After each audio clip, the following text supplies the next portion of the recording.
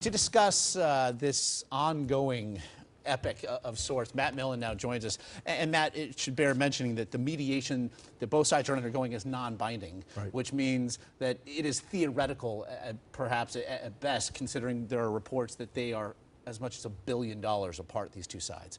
As somebody, though, who has been in these meeting rooms as a former player and a GM with the Lions, what's going on in these negotiations? Well, you know, there's always the old adage in negotiating, you name the price, I name the terms. And so what they're doing right now is they're trying to get to that point. And so while it's non-binding mediation, it still talks, and it's still getting familiar with each side, and it's getting to know exactly where they stand. And there's some positioning and all that going on.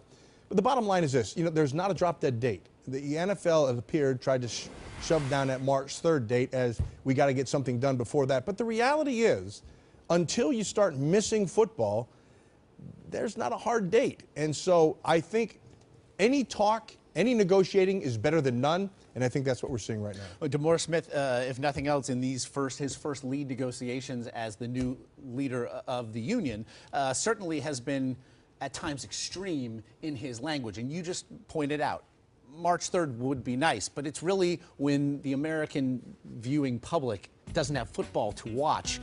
At what point is the season in jeopardy? Well, I think the season's in jeopardy. Well, the season's in jeopardy late. You have to have something where you can. We had a tournament in 1982, and it was a truncated season. It was shut down. It was closed down, and then we had a tournament at the end of it. And so, is 8 games where you can determine what a season should be, or 10 games? I mean, that's your drop dead.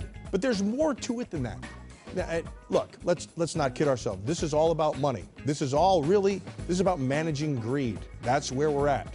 And so there's a lot of money to be lost on both sides of the table.